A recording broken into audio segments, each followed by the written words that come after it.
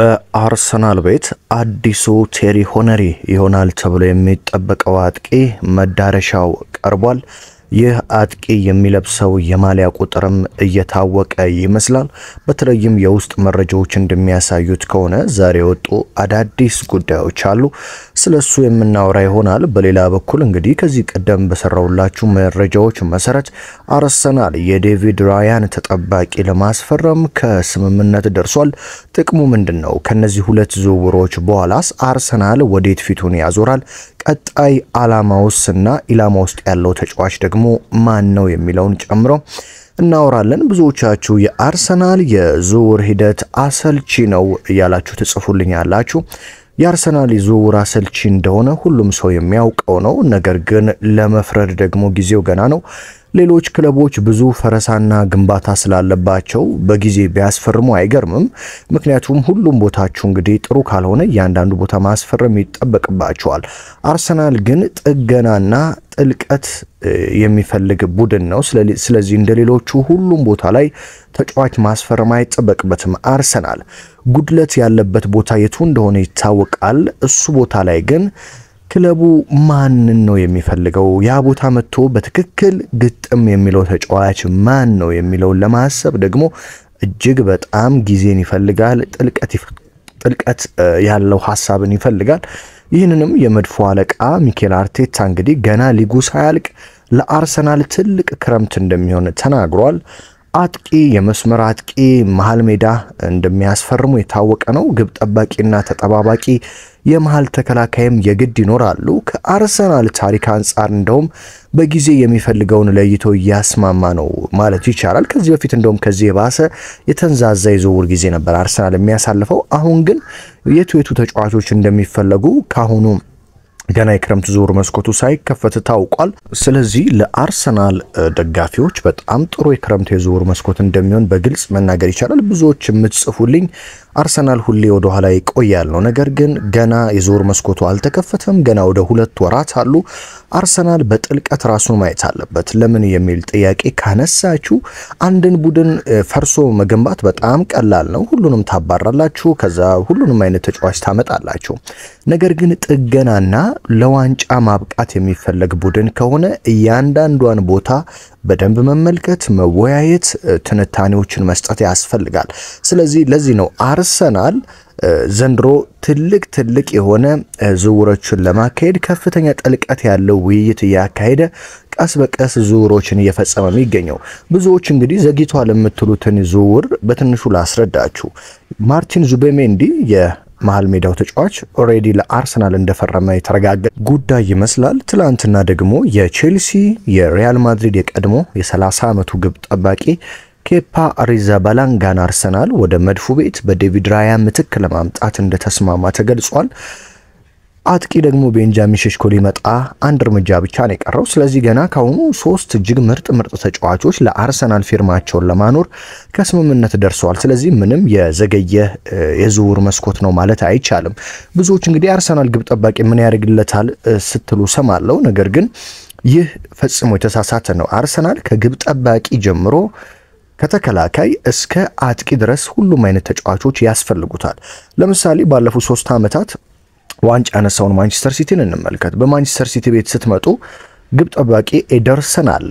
ኤደርሰን እጅግ አስደናቂ ግብ ጠባቂ ነው። ኤደርሰን በማይኖርባቸው ጨዋታዎች ቶትናም ያሰንሁን ግሚኔ ሰዓታት እንኳን የምታስታውሱ ከሆነ ካቻምና ያቺን ያዳንና ሲቲን ለዋንጫ ያበቃ ደግሞ ኦርቴጋ የሚባል ተቀያሪ ወንበር ላይ የተቀመጠ ድንቅ ግብ ጠባቂ አለ። ስለዚህ አንድ የዋንጫ ቡድን ለመሆን የሚፈልግ ቡድን በእያንዳንዱ ስፍራ ላይ ምርጥ ተቀያሪ ተጫዋቾች ያስፈልጉታል። አርሰናል ዴቪድ ራያን በጉዳት ሊያጣ ይችላል። እንደዚሁም ደግሞ በቀይ ካርድ ሊያጣ ይችላል። በአቋም መውረድ ሊጎዳ ይችላል። ስለዚህ ኬፓ አሪዛባላንጋ ደግሞ እጅግ ልምድ ያለው በረኛ ነው። በሪያል ማድሪድ ቤት፣ በቼልሲ ቤት ብዙ የዋንጫ ጨዋታዎችን ያደረገ ብዙ ዋንጫዎችን ማሳካት የቻለ ድንቅ ግብ ጠባቂ ነው። ስለዚህ ዴቪድ ራያም ያለውን አቅም አውጥቶ እንዲጠቀም ከኋላ ተፎካካሪ ያለ ብሎ እንዲያስብ የሚያደርግ የተጠና ዝውውር ነው የሚሆነው። በነገራችን ላይ ቼልሲ ለዚህ በረኛ 70 ሚሊዮን ፓውንድ ነው ያወጣው። አርሰናል ግን ለዚህ ግብ ጠባቂ የሚያወጣው ውል ማፍረሻ 5 ሚሊዮን ፓውንድ ብቻ ነው። ስለዚህ ግብ ጠባቂ ማስፈረሙ አርሰናል እጅግ በጣም የተጠና ዝውውር እንደሆነ ያስታውቃል። ስለዚህ አርሰናል ለምን ግብ ጠባቂ አስፈረመ የምትሉ ሰዎች ካላችሁ በጣም የተሳሳተ መረጃዎችን ወይም ደግሞ የተሳሳተ ሐሳቦችን ነው እየሰጣችሁ ያላችሁት። ስለዚህ አርሰናል ግብ ጠባቂ ማስፈረሙ እጅግ ወሳኝ ይሆናል ማለት ነው። በሌላ በኩል እንግዲህ በዝውውር መረጃ ጋዜጠኛ ታዋቂው ዴቪድ ኦሪስቲን ስለ አርሰናል ዝውውር ሰፋ ያሉ ዘገባዎችን አስነብቧል። እስኪ ስለሱ ዘገባዎች አንዳንድ ነገር ላንሳላችሁና ስለ ቤንጃሚን ሼሽኮ ትንሽ እናወራለን። ታማኙ ጋዜጠኛ ያነሳቸው መረጃዎች ምንድናቸው? ስለ አጥቂ ተጫዋች፣ ስለ ቡካዮ ሳካ ተጠባባቂ፣ ስለ ግራ ክንፍና ቀኝ ክንፍ ተጫዋች፣ ስለ ግራ ተመላላሽ ተጫዋች፣ ስለ ኢታን ዋኔሪ ቀጣይ ሚና ብዙ መረጃዎችን አንስቷል። አርሰናል ከ9 ቁጥር አጥቂ በተጨማሪ አንድ ጥራት ያለው የግራ መስመር አጥቂ ለማስፈረም እንደሚሰራም ተናግሯል።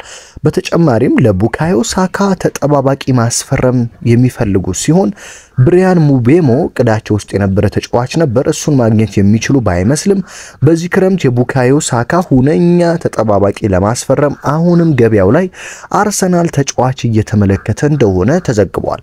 የኬረን ቼርኒ መልቀቅና የዚንቼንኮ በክለቡ የመቆየት ነገር አጠራጣሪ በመሆኑ አንድ የግራ ተመላላሽ ማስፈረምም አርሰናል ይፈልጋል። እንደ ዴቪድ ኦሪስቲን ዘገባ ከሆነ አርሰናል በዚህ የዝውውር መስኮት 3 የአጥቂ ስፍራ ተጫዋቾችን ማስፈረም ይፈልጋል።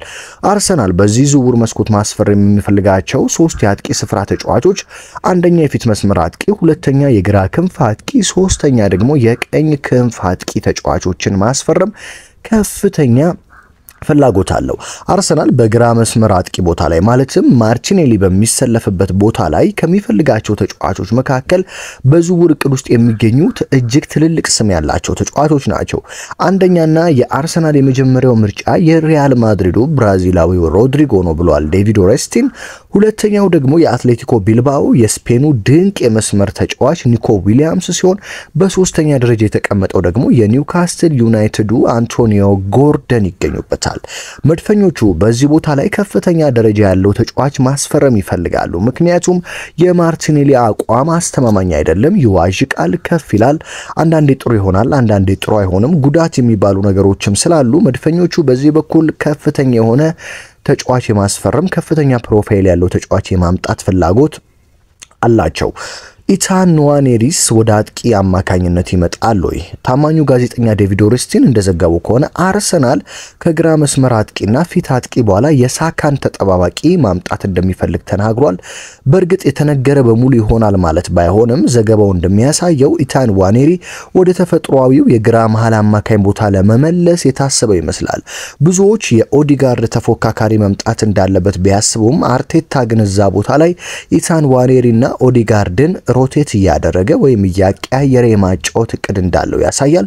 በሳካ በኩል ደግሞ እንደ ሳኔ ያሉ ልምድ ያላቸው ወይም ደግሞ ሌላ ብዙ ወጪ የማያስወጡ ተጫዋቾችን ለተቀያሪ የማስፈረም እቅድ አለው። ስለዚህ ቡካዮ ሳካ አመቱን ሙሉ ከሚደክም እንደ ኤፍኤ ካፕ እና ካራቦ ካፕ ባሉ ብዙም ትኩረት የማይሰጣቸው አይነት ጨዋታዎች ላይ አርቴታ እንደ ሳኔ ያሉ የረጅም ጊዜ ልምድ ያላቸውን ተጫዋቾች በሳካ በኩል አምጥቶ እንግዲህ ለማቀያየር እቅድ እንዳለውም ተሰምቷል ማለት ነው። ቤንጃሚን ሼሽኮ በአርሰናል ቤት የ14 ቁጥር ማሊያን ሊለብስ ይችላል የሚሉ መረጃዎች እየወጡ ነው። እንደምታውቁት 14 ቁጥር በአርሰናል ቤት እጅግ የተከበረ የሚወደድ የሚደነቅ ማሊያ ነው። ምክንያቱም ደግሞ ይህንን ማሊያ ለብሶ በአርሰናል ቤት በርካታ ዋንጫዎችን ያሳካ የአርሰናልን የአጥቂ ፕሮፋይል ከፍ አድርጎ የሰቀለ አንድ ፈረንሳይ ተጫዋች አለ። ይህም ቴሪ ዳንኤል ሆነሪ ነው። ታዲያ ቤንጃሚን ሼሽኮ የቴሪ ዳንኤል ሆነሪ 14 ቁጥር ማሊያ ሊሰጠው እንደሚችል መረጃዎች እየወጡ ይገኛሉ። የቤንጃሚን ሼሽኮ ጉዳይ እንግዲህ ያለቀ ጉዳይ ነው የሚመስለው። አርሰናል ከአርቢ ሌፕዚግ ጋር እንግዲህ ወደ 73 ሚሊዮን ፓውንድ አካባቢ ከስምምነት እንደሚደርስ የተሰማ ሲሆን ተጫዋቹ በሁሉም ነገር ተስማምቷል። አሁን በክለቦቹ መካከል ነው ውይይት እየተደረገ የሚገኘው።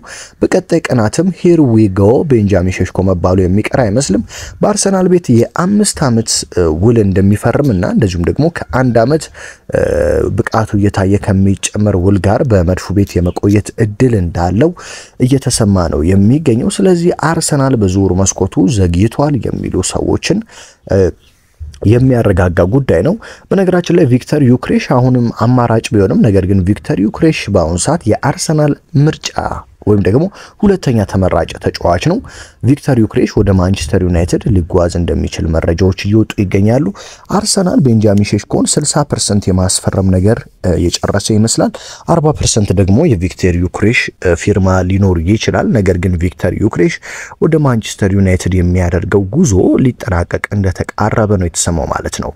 ውድ አድማጭ ተመልካቾቼ የዕለቱን እንግዲህ ወሳኝ ጥንክር እንዲህ ባማረ መልኩ ወደ እናንተ አደረስኩኝ። ብዙዎቻችሁ በአስተያየት ስለምታበረታቱኝ በኮሜንትም ከባህር ማዶ ያላችሁ ሰዎች ጊፍቶችን እየሰጣችሁ ስለምታበረታቱኝ ከልብ አመሰግናለሁ። ተወዳጁ ቻናላችን ገና በአጭር በጣም በጥቂት ጊዜያት ውስጥ እንግዲህ ወደ 15000 ተከታዮች ደርሷል ማለት ይቻላል። ለዚህም ከልብ አመሰግናለሁ። አሁንም አዲስ የሆናችሁና በየዕለቱ ስፖርታዊ መረጃዎችን ማድመጥ የምትፈልጉ ሰዎች ሰብስክራይብ በማድረግ ቤተሰብ ሁኑ። በሌላ መረጃ በሌላ ጥንክር እስከምንገናኝ አብርሃም ፍቅሬ ነበርኩኝ። ሰላም ተመኘሁላችሁ።